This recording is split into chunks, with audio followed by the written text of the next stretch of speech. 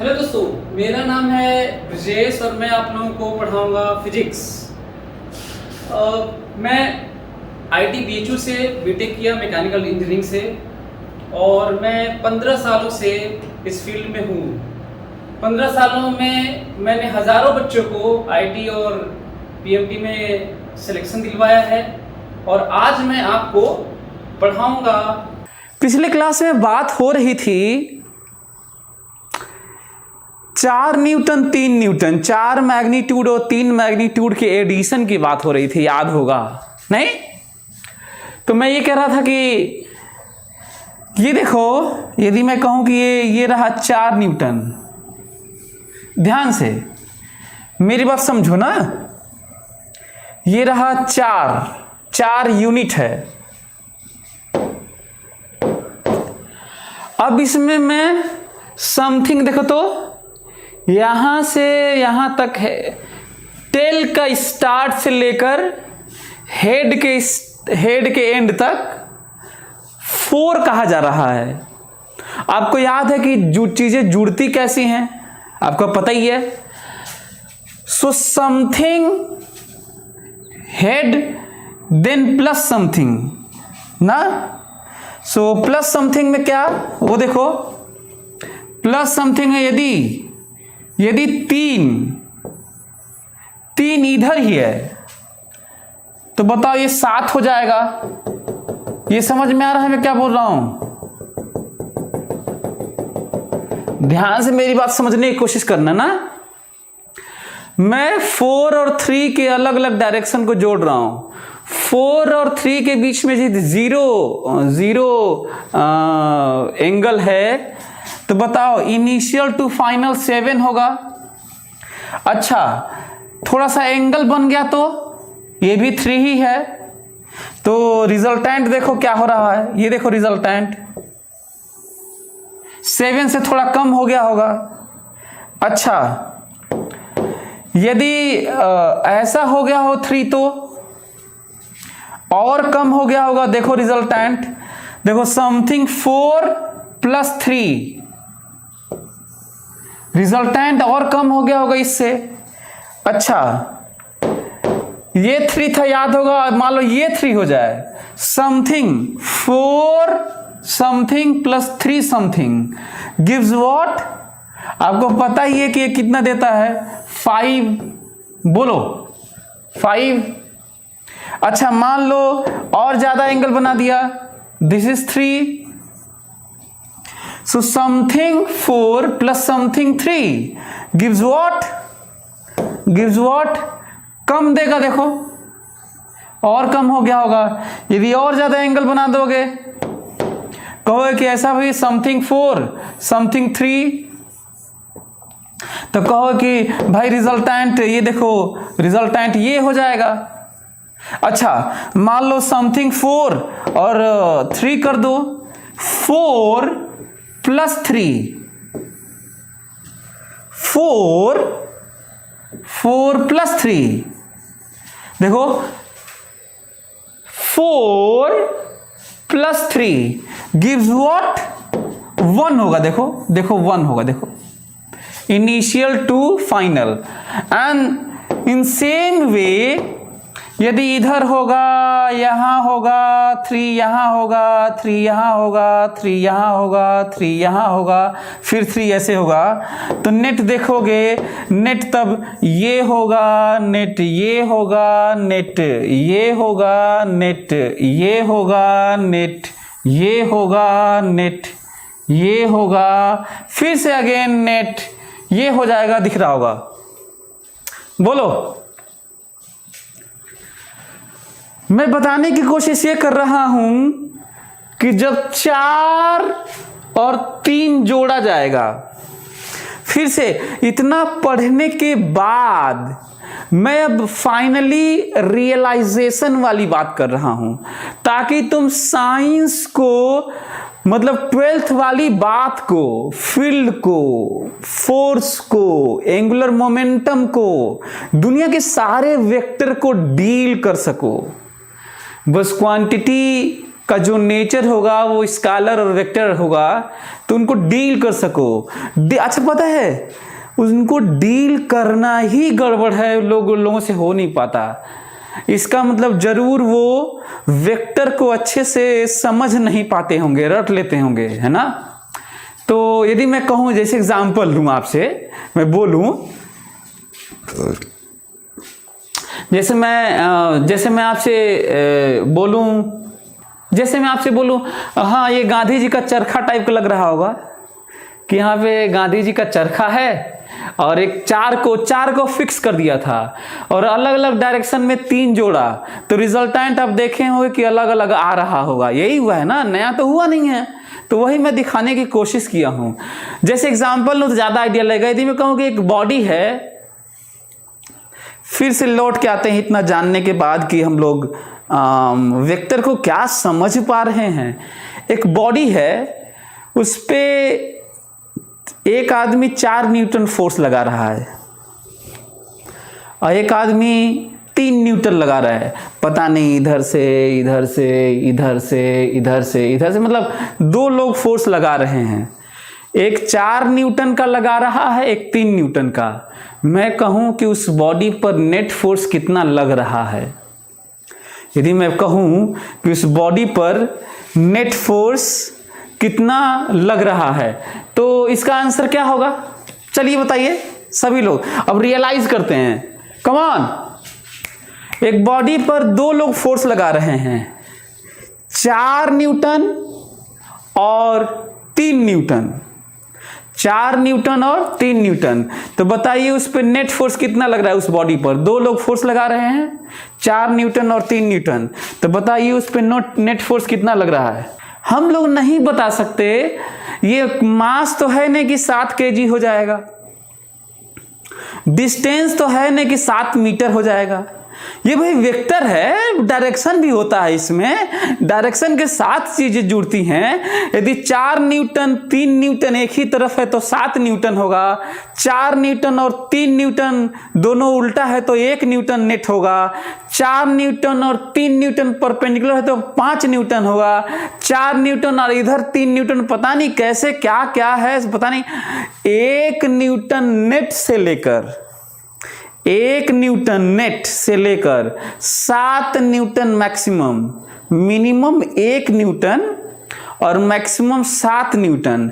आप बीच में कितने न्यूटन इमेजिन कर लो। अब इंटीजर मत गिनना कि 1 2 3 4 5 6 7, अब ये मत 7 तो गिन लेना। 1 न्यूटन भी, 7 न्यूटन भी पॉसिबल, 1 न्यूटन भी पॉसिबल और बीच में सब पॉसिबल। कितनी पॉसिबिलिटी? Infinite possibility.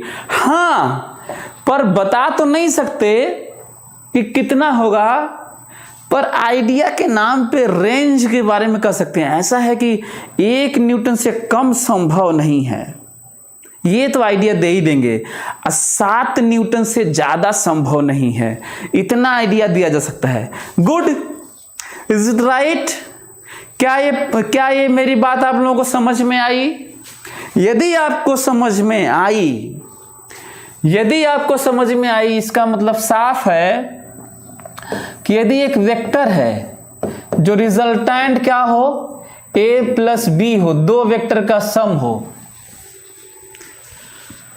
यदि एक वेक्टर है, रिजल्टेंट है जो 2 वेक्टर का एडिशन है, 2 वेक्टर का एडिशन है, इसका मतलब साफ है जो एडिशन वेक्टर है उसका मैग्नीट्यूड, नोट इट, मैग्नीट्यूड का जो रेंज होगा ना, जो मैग्नीट्यूड का रेंज होगा वो होगा दोनों वेक्टर के मैग्नीट्यूड का सम और दोनों वेक्टर के मैग्नीट्यूड का डिफरेंस का mod, again mod. Write down it, जल्दी से लिख लो। बहुत बड़ी बात निकल के आ रही है, एक बड़ी चीज निकल के आई। नेट एडिशन ऑफ 2 वेक्टर्स का रेंज मैक्सिमम और मिनिमम भी संभव है और बीच में सब संभव है। फिर से ध्यान से, दो वेक्टर का एडिशन। अच्छा हाँ, वेक्टर बोलूं तो ऐसा नहीं कि फोर्स में कुछ और समझने लगना है, फील्ड में 12th में कुछ और। हम लोग बात कर रहे हैं वेक्टर जो भी होगा उसके लिए। दो फोर्स कह लो, दो मोमेंटम कह लो, दो वेलोसिटी कह लो, दो फील्ड कह लो, दो इंपल्स कह लो, दो एक्सेलरेशन कह लो, दो डिस्प्लेसमेंट कह लो, दो एनीथिंग वेक्टर होना चाहिए। सम का जो रिजल्टेंट होगा उसका जो रेंज होगा मिनिमम से मैक्सिमम तक, क्या होता है कहां से कहां तक? मिनिमम से मैक्सिमम तक। मिनिमम कितना? उनके मैग्नीट्यूड का डिफरेंस। और मैक्सिमम कितना? सम। जैसे एग्जांपल लेंगे तो ज्यादा समझ में आएगा। ये देखने में थोड़ा डरावना लग रहा है, ये देख, अच्छा हाँ, ये सिंबल इतना खतरनाक होते हैं ना, मॉड, एरो, लेस, चीर, फाड़, equal, unequal, less than, greater than और इक्वल टू। इतना डरावना होता है कि कई बच्चे तो यही देख के फिजिक्स उनको नहीं आती है ना। लेकिन उसी को मैं ट्राई करता हूं कि आप ज्यादा महसूस कर सकें। इसको छोड़ो, आखिर में ये है क्या वो देखो। दो वेक्टर था जिनका मैग्नीट्यूड 3 और 4 था। जो दो वेक्टर था जिनका मैग्नीट्यूड 3 और 4 था, उनका मिनिमम देखे थे 4 + 3 1 था। 4 + 3 1 था। नेट 4 + 3 इनिशियल टू फाइनल 1 था। और 4 + 3 7 था। और बाकी जो एंगल बना था वो बीच में था। तो मिनिमम कितना? 4 - 3 1। और मैक्सिमम कितना? 4 + 3 7। तो 1 से लेकर 7 तक होगा। बोलो, मिनिमम से मैक्सिमम तक, मिनिमम से मैक्सिमम तक। अच्छा, कुछ बच्चे कहते हैं कि सर ये ठीक है, मॉड सम, तो ये मॉड डिफरेंस, अब बगल में एक और मॉड क्यों? मॉड माइनस, अच्छा ये वाला मॉड प्लस मॉड तो ठीक है। अच्छा, मॉड माइनस मॉड, फिर एक और मॉड क्यों? मैं बता देता हूं। ये तो हमेशा मॉड प्लस ही होगा, लेकिन मॉड माइनस मॉड को फिर से मॉड इसलिए क्योंकि माइनस भी सकते हैं। मान लो ये 4 है, ये 3 है, तो तब तो ठीक है, डबल मॉड की जरूरत नहीं है। लेकिन मान लो ये 4 हो गया और ये 3 हो गया, तब तो -1 हो जाएगा। तो एक और मॉड बड़ा सा लगा दो, वो +1 हो जाएगा। बल्कि मैं डबल मॉड के बजाय लिख देता कि बड़े मैग्नीट्यूड में से छोटा घटाओ, तो डबल मॉड की जरूरत नहीं होती। क्या लिख देता? बड़े मैग्नीट्यूड में से छोटा मैग्नीट्यूड घटाओ, तो डबल मॉड की जरूरत नहीं होती। लेकिन क्यों डबल मॉड लगाए हैं? क्योंकि symbols is used to speak itself without any sentence or paragraph or expression in language। ये मैथमेटिकल एक्सप्रेशन इसलिए नहीं बनाए गए हैं कि खूब लिखिए कि बड़े में से छोटा घटाइए, तो फिर यही लिखते रहिए। फिर सिंबल की क्या जरूरत है? Plus minus, greater than, less than और इक्वल टू, ये सब जरूरत ही नहीं है। तब तो लिखते ही रहिए। पहले लिखा ही जाता था, जब सिंबल नहीं थे तो लिखा ही जाता था। तो वही है, बाकी लिख भी सकते हैं और नहीं तो ठीक है डबल मॉड। तो हमें लगता है कि मेरी बात आप लोगों की चीजें क्लियर हो गई होंगी। हर एक के पीछे लॉजिक है, छोड़ नहीं सकते। तो आप लोगों को ये समझ में आया? यदि समझ में आया तो जरा देखिए तो, this happens, equality holds for what? Equality holds for theta 0 degree, and here equality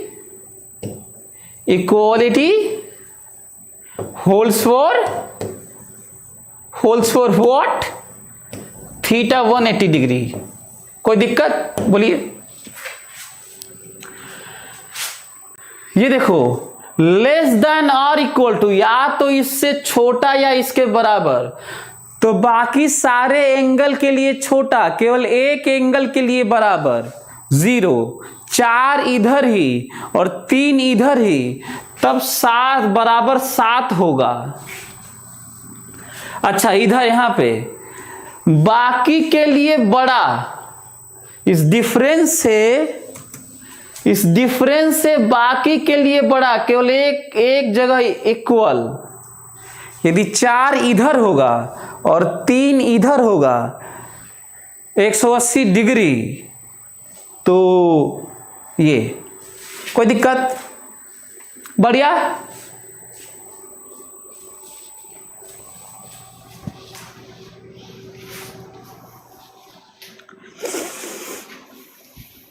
चलिए, तो हमको लगता है कि आप लोग मेरी बात यदि समझ गए ये। अच्छा ये वाला आप लोगों को बड़ा मजा आया होगा देखने में कि भाई 4 तो एक ठो बन चुका है, 4, 3 इधर जोड़ना, 3 इधर जोड़ना, 3 इधर जोड़ना, 3 पता नहीं कितने डायरेक्शन में 3 जोड़ना।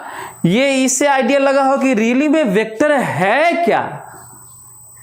अब तो समझ में आ गया होगा कि वेक्टर है क्या, या यहां से क्लियर हो गया होगा। वेक्टर एडिशन तो क्लियर हो गया होगा यहां से, इस फोटो से।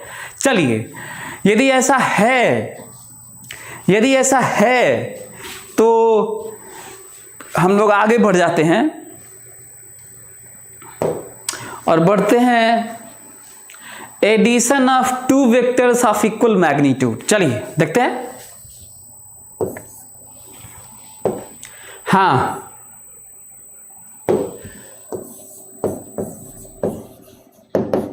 Addition of 2 vectors of equal magnitude. Okay, हाँ addition of 2 vectors of equal magnitude. हम लोगों को देखना है कि दो वेक्टर।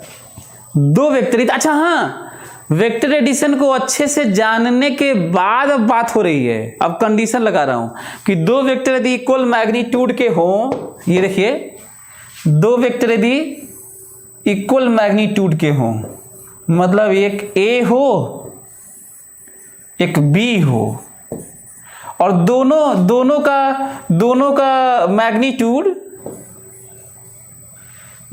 मैग्नीट्यूड यदि D हो, मैग्नीट्यूड D हो, और दोनों के बीच में एंगल थीटा हो, तो बात ये करना है कि भाई रिजल्टेंट क्या होगा ना। यदि मैं कहूं कि 2 वेक्टर है जिनका मैग्नीट्यूड D है, फिर से वही वाली बात जो बात कर रहे थे, 2 वेक्टर है जिनका मैग्नीट्यूड D है, तो बताओ कि उनका एडिशन कितना होगा जल्दी। हाँ तो सभी लोग समझ रहे, मैं बार बार स्ट्रेस डाल रहा हूं, बार बार इम्फेसाइज कर रहा हूं कि डायरेक्शन जरूरी है। चलो अच्छा, कई लोगों का आंसर आ चुका है, सर हम नहीं बता पाएंगे क्योंकि डायरेक्शन नहीं दिया है, इट डिपेंड्स ऑन थीटा। चलो लेकिन अब ऐसा भी तो नहीं हुआ कि 1000 1 अरब कुछ भी हो जाएगा। रेंज तो बता दो, कम से कम पढ़ा दिया हूं तो कम से कम रेंज बता दो। चलो रेंज बताओ, कहां से कहां तक ये तो बता दो। देखो 2 वेक्टर है D, 2 वेक्टर है जिनका मैग्नीट्यूड D, यदि दोनों उल्टा हुए D सम करोगे 0, उल्टा होंगे तो मिनिमम होगा, और एक ही तरफ होंगे मैक्सिमम होगा, और उसके बीच में सब होगा। यही होता है, यही पढ़े ना। तो d उल्टा d 0 और d उधर ही d 2d, रिजल्ट है 0 से लेकर 2d तक होगा। न 2d से ज्यादा हो सकता है न 0 से कम। ठीक है, समझ में आ गया। अच्छा एक और क्वेश्चन बता दो, वेक्टर में d में d जोड़ा और रिजल्टेंट का मैग्नीट्यूड d आ सकता है कि नहीं? d जुड़ा d गिव्स d, रिजल्ट क्या संभव है? पॉसिबल है। क्यों? क्योंकि तुम भूल गए, अभी तुम लोगों का जवाब था कि दो वेक्टर जिनका मैग्नीट्यूड d d हो, दो वेक्टर जिनका मैग्नीट्यूड d d हो और उनको जोड़ा जाएगा तो बिना थीटा के नहीं बताया जा सकता, पर यह तो बताया जा सकता है कि 0 से लेकर 2d तक होगा। कहां तक? कहां तक होगा? 2d तक। कहां तक होगा? 2d तक। d और d को जोड़ोगे, d और d को जोड़ोगे तो 0 से लेके 2d तक होगा, बीच में सब होगा। तो क्या d बीच में नहीं आता गधे? हैं, इतने देर से तुम लोग नाटक करे हो। d जुड़ा d, क्या d/2 रिजल्टेंट हो सकता है? कमान रिप्लाई फास्ट, कमान। d, दो वेक्टर जिनका मैग्नीट्यूड d d हो, उनके बीच का एंगल नहीं दिया। क्या नेट रिजल्टेंट का मैग्नीट्यूड क्या d/2 हो सकता है कि नहीं? d/2 हो सकता है कि नहीं? 0.1d हो सकता है कि नहीं? d/4 हो सकता है कि नहीं? d/100 हो सकता है कि नहीं? d/1 अरब हो सकता है कि नहीं? √3d हो सकता है कि नहीं?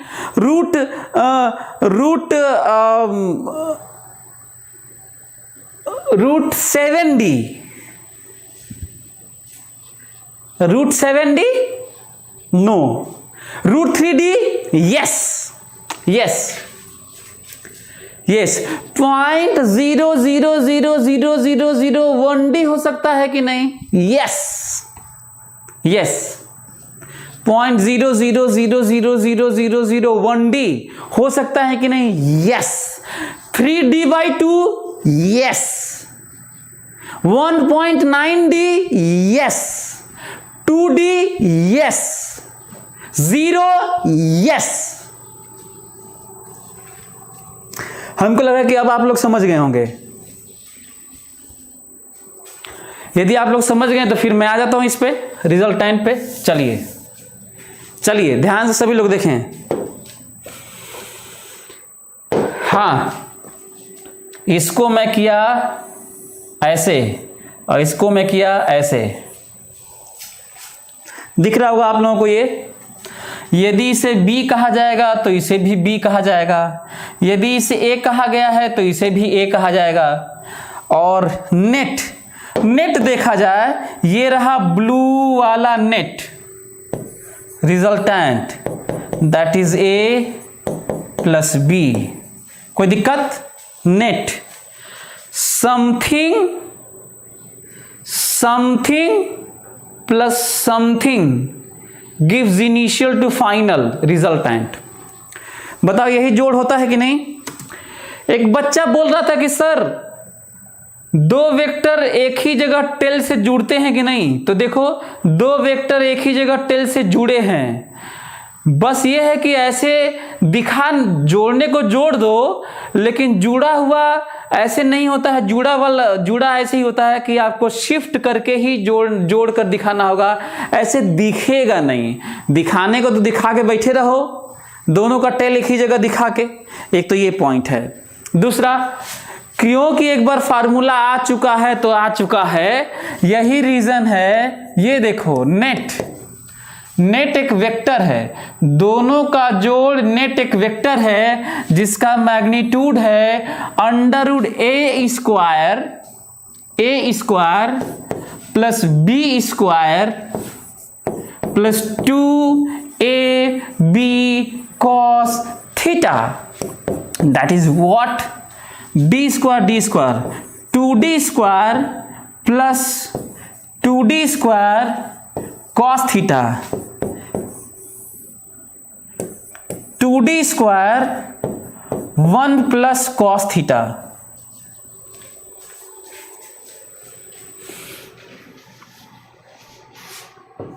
हाँ,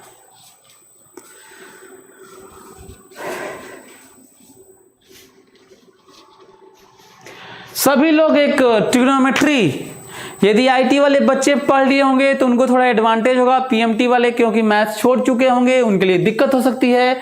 सभी लोग ध्यान से सुने मेरी बात पे फोकस करें और देखें कि एक नया मैं रिजल्ट दे रहा हूं। cos 2 थीटा बराबर 2 cos स्क्वायर थीटा -1 भी होता है। 1 माइनस 2 साइन स्क्वायर थीटा भी होता है और cos square theta minus sine square theta होता है। ध्यान से सभी लोग इसको याद रखेंगे। फिर से सुनो ध्यान से, आईटी वाले होंगे तो हो सकता है पढ़ लिए होंगे। क्या ध्यान रखना है देखो तो सभी लोग ध्यान रखेंगे, सभी लोग ध्यान दें। कॉस के अंदर 2 थीटा, कॉस के अंदर 2 थीटा, तो जो रिजल्ट है वो सब थीटा में है। पहले तो ये नोटिस करो एवरीवन, कम ऑन। जो लोग खासकर पीएमटी वाले, आईटी वाले तो कभी ना कभी पढ़ लेंगे। पीएमटी वाले कॉस के अंदर 2 थीटा, तो जो रिजल्ट है वो सब थीटा में है। एक तो ये नोटिस करो और दूसरा जो रिजल्ट है वो थीटा में है। ये देखो यहां पे 2 थीटा है, यहां पे थीटा है, तो cos 2 थीटा बराबर क्या होता है 2 cos स्क्वायर थीटा -1 होता है। साइन में लिखोगे तो 1 माइनस, मतलब cos का cos ही रहेगा तो बाद में -1। cos का साइन में चाहते हो तो 1 माइनस 2 साइन स्क्वायर थीटा। यदि 1 नहीं चाहते हो, cos साइन चाहते हो तो cos square theta minus sine square theta. ये पीएमटी वालों के लिए ज्यादा मैं बता रहा हूं, सभी लोग समझने की कोशिश करें। और बात cos 2 थीटा की नहीं है, बात cos 2 थीटा की नहीं है, बात इसकी है कि यहां पे जो है उसका आधा है, ये आधा, उसमें ये आधा है, उसमें ये आधा है, ये वाला। इसका मतलब मैं यहां थीटा लिखता तो यहां theta by 2 theta by 2 theta by 2 theta by 2। यदि मैं यहां थीटा बाई 2 लिखता theta by 4 theta by 4 theta by 4 theta by 4। यदि मैं यहां 4 थीटा लिखता 2 थीटा 2 थीटा 2 आधा आधा आधा। ये आप लोगों को पीएमटी वालों को खासकर चाहे किसी को भी याद रखना होगा। और हम लोगों को यहां पे ऐसा सोचना होगा 2d स्क्वायर, ये वाला ऐसा सोच के रखना होगा कि 1 कैंसिल हो जाए। माइनस रहे तो सोचना होगा, प्लस रहे तो सोचना होगा, जरूरत पड़े तो ये सोचना होगा। फिलहाल बताओ क्या रखेंगे कि 1 कैंसिल हो जाए। देखो तो ये वाला रखें, ये वाला देखो ध्यान से, ये वाला रखने जाना हो ताकि 1 कैंसिल हो जाए। 2 cos स्क्वायर, अच्छा यहां थीटा था ना, अच्छा हाँ 1 प्लस केवल मैं इसकी जगह रखने जा रहा हूं, इसकी जगह 2 cos स्क्वायर थीटा बाई 2 आधा -1, इसकी जगह ये रखा हूं। देखो अब 1 कैंसिल हो रहा है। क्या ये समझ में आ रहा है सभी लोगों को? यदि आप लोगों को समझ में आ गया तो 1 कैंसिल, ये मल्टीप्लाई हो गया, ये बाहर है यार, मल्टीप्लाई। तो रिजल्ट लिखूं, आप लोग इसको लिख लीजिएगा, मैं रिजल्ट लिखने जा रहा हूं अब। बराबर यहां पे लिख देता हूं पहले, under root is equal to 4d² cos square theta by 2।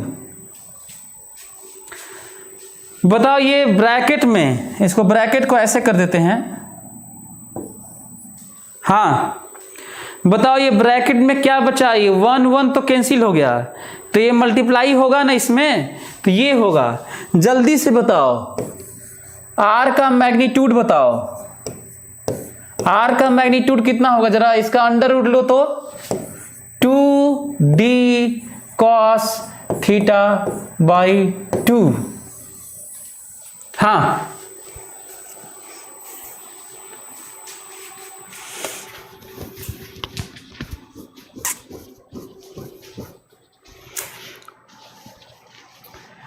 2d cos theta by 2। तो जब दो वेक्टर, चाहे वो फोर्स हो, वेलोसिटी हो, फील्ड हो, इंपल्स हो, एक्सेलरेशन हो, पोजीशन हो, डिस्प्लेसमेंट हो, एनी काइंड ऑफ इंपल्स हो, जब दो वेक्टर सेम मैग्नीट्यूड के थीटा एंगल पे ऐड होते हैं तो रिजल्टेंट तुम्हारे सामने जो दिख रहा है यही होता है। एक तो ये जानो। अच्छा एक चीज नोटिस करने वाला है, एक चीज जो नोटिस करने वाला है, सभी लोगों को ध्यान रखना चाहिए कि यदि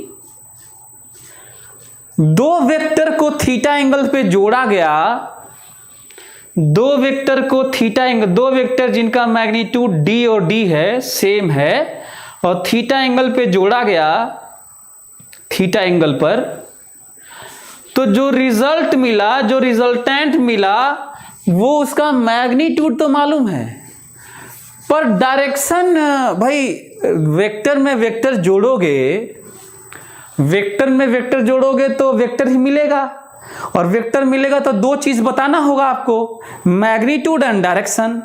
तो हम लोग क्या निकाल पाए हैं, मैग्नीट्यूड। क्या निकाल पाए हैं, मैग्नीट्यूड, और क्या बचा रह गया, डायरेक्शन। कैसे बताया जाए, मैग्नीट्यूड से काम तो चलेगा नहीं भाई, आर जो मिला है, जो दोनों का जोड़ है आर, वो वेक्टर है, तो डायरेक्शन भी तो बताना होगा ना। सो एनीवे, हाँ ये समझ में आया। तो क्या करेंगे तब, सिमेट्री, सिमेट्री ध्यान से कैसे बताएंगे, जब दो वेक्टर इक्वल मैग्नीट्यूड के हों, डी डी, जब दो वेक्टर इक्वल मैग्नीट्यूड के हों, उनके बीच का एंगल थीटा हो, उनके बीच का एंगल, तो डायरेक्शन के नाम पे एंगल बाइसेक्टर के लॉन्ग होता है। अब बस हो गया, यही डायरेक्शन है, सिमेट्री। याद करो मैं कहा था कि यदि आप सिमेट्री नहीं समझ पा रहे हैं, यदि आपका इमेजिनेशन वीक है, विजुअलाइज नहीं कर पा रहे हैं, रियल लाइफ से कनेक्ट नहीं कर पा रहे हैं, है ना, फिजिक्स आपको नहीं आ सकता, और ये इनबॉर्न नहीं होता। दुनिया में कोई भी चीज़, ये सब कहानियों में होता है कि अभिमन्यु पेट में सीखा था, तब फलनवा ऐसे सीखा था, ये सब फर्जी बातें हैं। लोग इस दुनिया में आते हैं और सीखते हैं। कहानियां भी सुनते होगे कि पूर्व जन्म का उसको याद रहा तो फलाना, या ये रहा तो वो रहा। ये सब अफवाहें होती हैं, अफवाहों की दुनिया है ये। अफवाहों का दौर सब चरम पे है, खासकर ये जो चल रहा है, खासकर ये जो कलयुग है जिसे कह लो आप, और उन चीज़ों को लेके अफवाहें ज़्यादा होती हैं। प्रेजेंट की तो चली रही हैं, लेकिन उसमें भी सबसे ज़्यादा अफवाहें और मनगढ़ंत कहानियाँ, उन्हें सही मानना स्क्रिप्चर्स कर रहे हैं। कितनी अजीब सी बात यह है कि हलुसिनेशन का शिकार तुलसीदास हुए तो रामचरितमानस और रामायण क्या लिख दिए, और गौतम बुद्धा की कहानी बिफोर क्रिस्ट,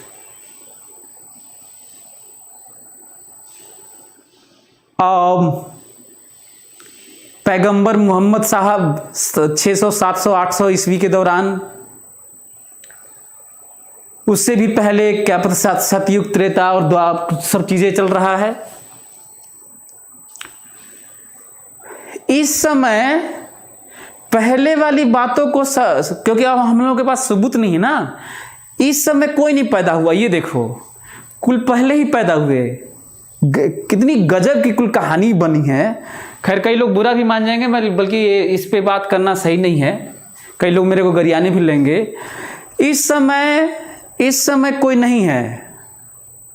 कितनी बुरी बात है, कितने बुरे दौर में हम लोग हैं कि जरा कोई है नहीं अभी, और जो है वो पकड़ा इतना स्ट्रॉन्ग कानून और ये सब चीजें, कैमरा और सीसी कैमरा और इंटेलिजेंस ब्यूरो और इन्वेस्टिगेटिव एजेंसीज लगी हुई हैं कि राम रहीम, आसाराम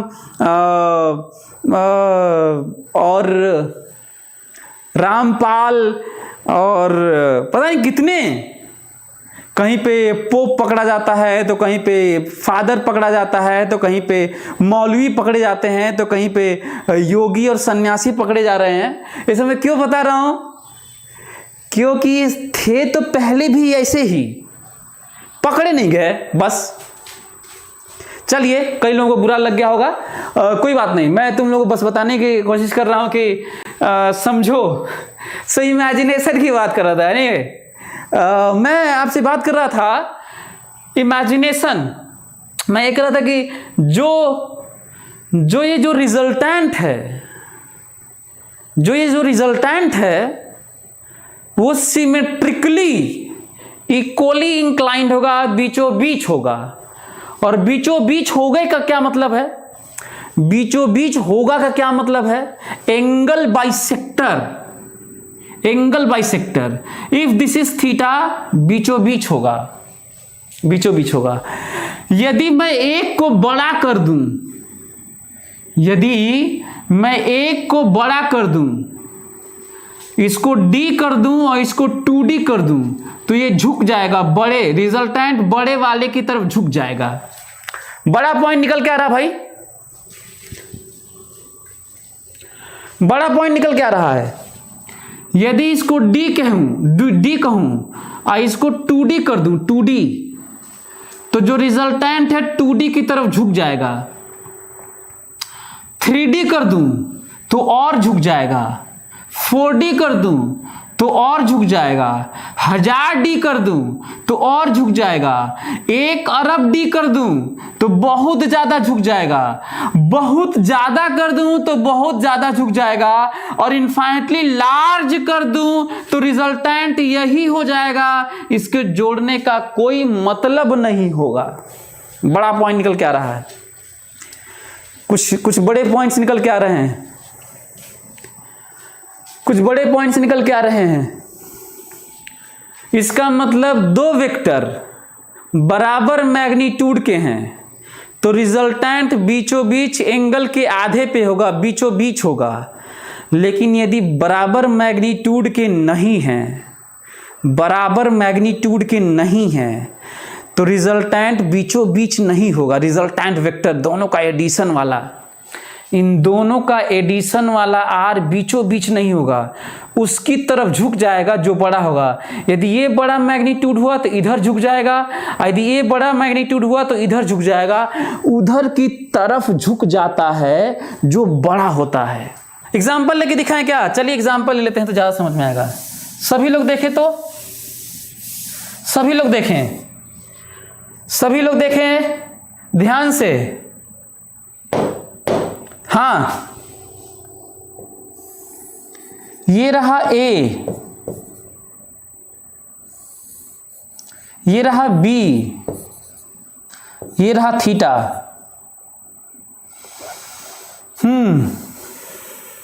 आपको पता है कि रिजल्टेंट ये है। सभी लोग देखें ना,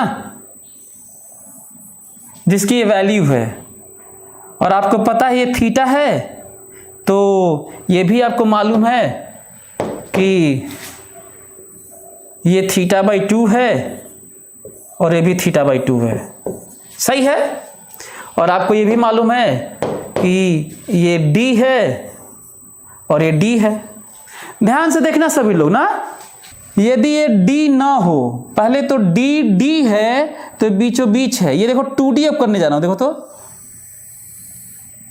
देखो 2D है, ये 2D है, ए का मैग्नीट्यूड 2D है और B का मैग्नीट्यूड D है, तो पैरेललोग्राम बनाओगे, यही ना बनाओगे। देखो ये B है तो ये भी B है, और नेट देखो, अब ये नेट ये है, देखो ये है नेट। देखो ये एंगल कम हो गया, देखो ये एंगल कम हो गया, देखो ये एंगल ज्यादा हो गया।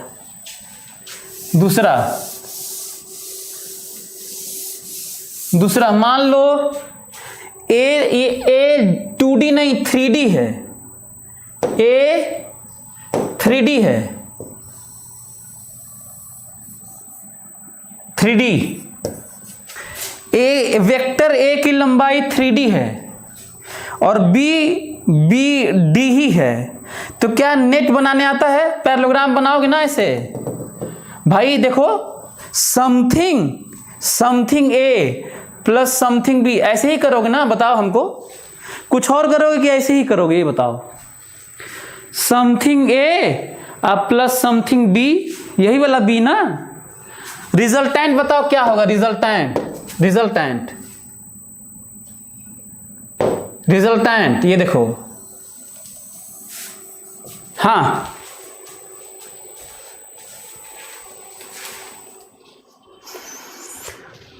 दोनों के बीच का एंगल थीटा है, दोनों के बीच का एंगल थीटा है, लेकिन जब हम एक वेक्टर का मैग्नीट्यूड बढ़ाने लगे तो रिजल्टेंट झुकने लगा। एक वेक्टर का मैग्नीट्यूड बढ़ाने लगे तो रिजल्टेंट झुकने लगा। मान लो ये 5D है, मान लो ये 5D है, मान लो ये 5D है, तो बी तब भी ऐसे ही होगा, बोलो। और तब मैग्नीट्यूड क्या होगा बताओ? तब रिजल्टेंट क्या होगा बताओ? ये देखो रिजल्टेंट होगा, और झुक गया होगा। क्या मेरी बात आप लोगों को समझ में आ रही है?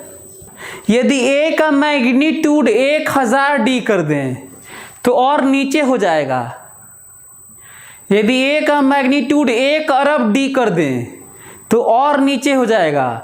और यदि ए का मैग्नीट्यूड इनफाइनाइटली लार्ज कह दें तो कह देंगे कि रिजल्टेंट वही है, रिजल्टेंट वही ए ही है। ए और बी को जोड़ेंगे रिजल्टेंट यही होगा, क्योंकि ये बहुत बड़ा कर दिए यार। ये तो वही बात हो रही है कि जैसे ए का मैग्नीट्यूड, वही वाली बात हो रही है कि ए का मैग्नीट्यूड इनफाइनाइटली लार्ज और बी उसी में जोड़ रहे हैं, इधर जोड़िए इधर जोड़िए इधर जोड़िए इधर जोड़िए। अरे जोड़ ही क्यों रहे हो बी, जब छोटा सा है तो? ये वही बात होगी कि कोई खरबों रुपए का मालिक है और ले जाके चौवन्नी दे दिए, 98 1 रुपया, कहे कि ये लीजिए आपकी संपत्ति हम बढ़ा रहे हैं, तो भी तो रिजल्टेंट वही रहेगा। ये वो जितना है उतना है, उसमें 1 रुपया प्लस जोड़ के बताने लगे। जब तुम साइंस को इस नजरिए से देखोगे ना, जो मैं आपको लिमिट के नाम पर, डिफरेंस के नाम पर, जनरल एक डायग्राम के से समझाने की कोशिश करता हूं, रियलाइज करवाने की कोशिश करता हूं, वो असली फिजिक्स और साइंस और अप्रोक्सीमेशन और रिलेटिव और लिमिटेशन की बात होती है। बाकी ठीक है, फार्मूला वार्मूला रटे रहना। रही बात, फिर से इसकी बात करते हैं। अच्छा, इसका मतलब ये हुआ, फोकस करो तो, इसका मतलब ये हुआ, ध्यान से, इसका मतलब ये हुआ कि दो वेक्टर को जोड़ा जाए तो जो रिजल्टेंट है उसका एंगल दोनों वेक्टर से जो रिजल्टेंट है दोनों वेक्टर से कुछ एंगल बनाएगा अल्फा बीटा, उससे छोटा एंगल बनाएगा जो बड़ा वेक्टर होगा।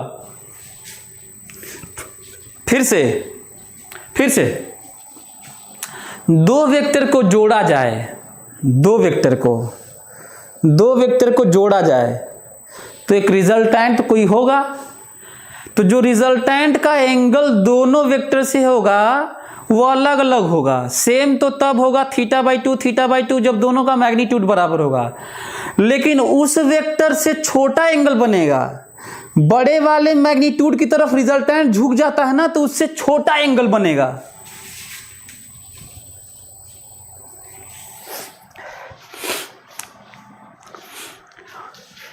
अच्छा, ये कैसे याद रखोगे? 2D तो ठीक है, cos θ/2 भी ठीक है, यहाँ पे cos होगा कि sin होगा, कैसे याद रखोगे वो मैं आप लोगों को थोड़ा एक बता देता हूँ, थोड़ा अच्छा लगेगा, मजा आएगा आप लोगों को, तबीयत हरियर हो जाएगी आप लोगों की। ये देखिए, आप लोगों की तबीयत हरियर करने वाली बात, ध्यान से। रिजल्टेंट आप लोगों के दिमाग में होना चाहिए कि भाई रिजल्टेंट यही होता है, दोनों के बीच में थीटा एंगल है। ध्यान से सुनना, तो चलो ध्यान से सुनो। ये D है, मेरे दिमाग में आ रहा है भाई दोनों वेक्टर तो आप लोगों के दिमाग में होना चाहिए कि रिजल्टेंट बीचों बीच होगा ना, ठीक है। कैसे याद रखोगे, कैसे याद रखोगे वो मैं तुम्हें याद दिला रहा हूं कि ये वाला कैसे याद रखोगे। चलो देखो, एक एक्सिस में ये मान लिया और एक एक्सिस ये मान लिया। ये देखो, तुम लोग भी एक्सिस मानना सीखो, एक्सिस मानना सीखो। बीचों बीच x मान लिया और ऐसे y, क्योंकि बीचों बीच इसलिए माना क्योंकि दोनों बराबर था, तो मैं जानता था बीचों बीच। जल्दी से बताओ, इसका कंपोनेंट इधर बताओ। एंगल θ/2 है, एंगल θ/2 कंपोनेंट बताओ कंपोनेंट।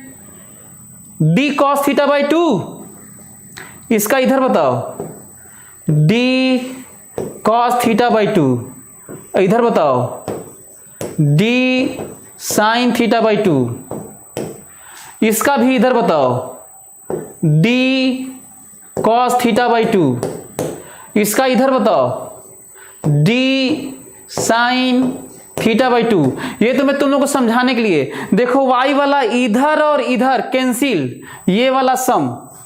फिर से सुन लो जिनको कंफ्यूजन है। आप एक ही जगह से दुनिया के सारे वेक्टर बना सकते हैं कि नहीं? सबका टेल एक ही जगह जोड़ सकते हो? नहीं, जोड़ लो यार। सबका हेड एक ही जगह जोड़ सकते हो कि नहीं? हेड जोड़ लो। सबको क्रॉस दिखा सकते हो कि नहीं? दिखा लो। सबको दूर दूर दिखा सकते हो कि नहीं? दिखा लो। लेकिन जब मैं कहूंगा उनको जोड़ो, तो या तो एक ही जगह दिखा के कंपोनेंट ले लेके जोड़ लो, या तो वो कर लो, या तो ग्राफिकली जोड़ोगे तो tail head then tail head, initial to final. इसे क्या कहते हैं? ग्राफिकल एडिशन कहते हैं। क्या कहते हैं? ग्राफिकली दिखाना है तो आपको ऐसे करना होगा। ये देखो, यदि इसको मैं x ले लूं, पहले तो हम लोग को ये मालूम है कि बीचों बीच रिजल्टेंट आएगा, पहले ये जानो। और बीचों बीच आएगा तो θ/2 आएगा। इसका इधर वाला और इसका इधर वाला कैंसिल हो जाएगा, इसका इधर आएगा, इसका इधर आएगा। कंपोनेंट लेना सिखाया ही हूं, तो y वाला कैंसिल हो जाएगा, बस इधर वाला बचेगा। इसका भी d cos θ/2 और इसका भी d cos θ/2। एंगल θ/2 होता है जिससे वही ना cos होता है, तो d cos θ/2 d cos θ/2। बताओ नेट कितना हुआ? 2d cos θ/2। जब किसी वेक्टर को किसी के अलोंग कंपोनेंट लेना है, रिजॉल्व करना है, पार्ट निकालना है, प्रोजेक्शन लेना है, इफेक्ट निकालना है, तो कॉस ही तो लेते हैं एंगल का। भूल गए क्या यार? बट ओके, चलिए, हमको लगता है कि आप लोग समझ गए होंगे और आगे बढ़ते हैं। चलिए देखिए, क्वेश्चन लिखिए। If angles of resultant with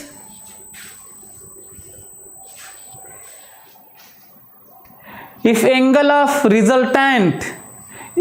angles of resultant of two vectors a and b if angles of resultant, if angles of, हाँ question, if angles of resultant of two vectors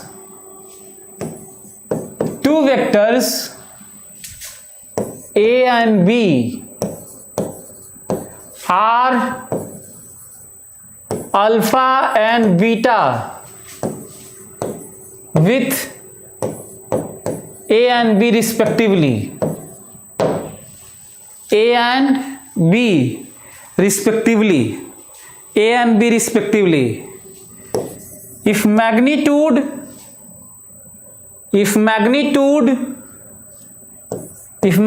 of A is greater than magnitude of B, then which of the following option is right? Alpha greater than beta, alpha less than beta,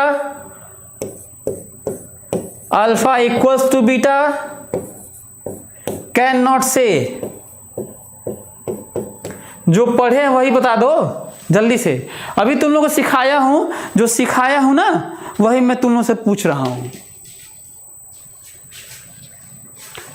If angles of resultant of two vectors A and B are alpha and beta with A and B respectively, if magnitude of A is greater than magnitude of B, then which of the following option is right?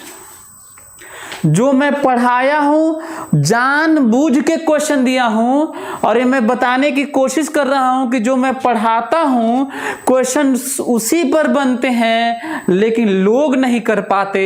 अब कुछ बच्चे कर लेते हैं, जो focus करता है, जो समझता है, जो प्रैक्टिस करता है, जो किताबें फॉलो कर रहा होगा, मेहनत कर रहा हो, करता है। अब बताओ, मान लो पढ़ा दिए, अब कोई ये टेस्ट में आ गया चाहे एग्जाम में, अब कर ही नहीं, कई ठो तो कहें अरे बाप रे ये तो नहीं होगा, कई ठो तो गस्ती खाने लगते हैं ना ये वाला देख के।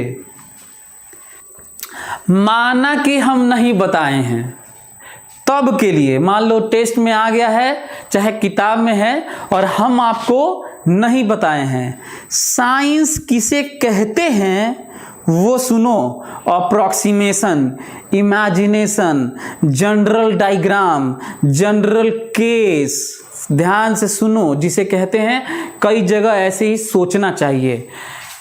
कहा जा रहा है ये ठीक है भाई, कह रहे हैं कि ऐसा है कि A बड़ा है B से, ठीक है, लो A बड़ा है, ये A है और ये रहा B। हाँ, कहा जा रहा था कि A बड़ा है B से, तो जब कहा गया A बड़ा है B से तो लो A बड़ा है B से। क्या तुम इस तरह की चीजें सोच पाते हो? Cross check this kind of diagram which clearly explains everything in figure. मतलब तुम क्या अपने से ऐसा फोटो इमेजिनेशन, इस तरह का इनइक्वालिटी इमेजिन कर सकते हो जो क्लियरली दिखाने लगे अरे ये तो ऐसे ही दिख रहा है। यदि ऐसा है तो फिर ठीक है, बहुत सारे क्वेश्चन तो ऐसे ही कर लोगे। चलो, रिजल्टेंट कहा जा रहा है, रिजल्टेंट, तो रिजल्टेंट आपको पता ही है कि रिजल्टेंट कैसे बनाते हैं भाई, बोलो। रिजल्टेंट तुम्हें पता है ना कि कैसे बनाते हैं? समथिंग ए प्लस समथिंग बी।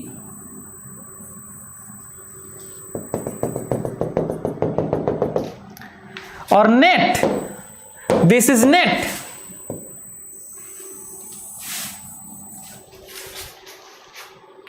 बताओ, जो बड़ा है उसे अल्फा है और जो छोटा है उससे बीटा है। जरा देख लो कौन सा सही लग रहा है।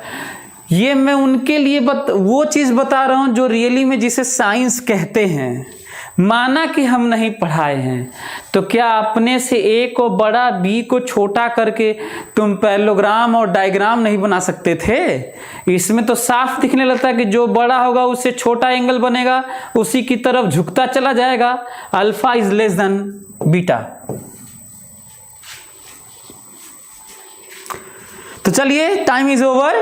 आज हम लोग बहुत कुछ सीखे और ध्यान रखना है हम लोग बस वेक्टर यदि सीख लेना ठीक से वेक्टर, तो आगे जो चीजें हैं मोशन 1D 2D तो ठीक है, उसमें थोड़ा कम रहेगा, लेकिन जो रियली में साइंस है उसको बहुत मजा आएगा समझने में, है ना। 1D 2D तो है अपना, शुरू के जो 2-3 चैप्टर होंगे ना, vector, differentiation, integration, 1D 2D, यहां तक जाते जाते हम लोगों को केवल सीखना है और टाइम देकर आराम से सीखना है। यदि इसी में हम लोग तेजी से भाग जाएंगे ना, आगे का कुल चौपट हो जाएगा आगे का। चलिए, तो ध्यान रखिएगा, आगे मिलते हैं। Thank you so much. On is to on, study is always on. Concepts के बेहतर रियलाइजेशन के लिए इज टू ऑन पर बने रहिए।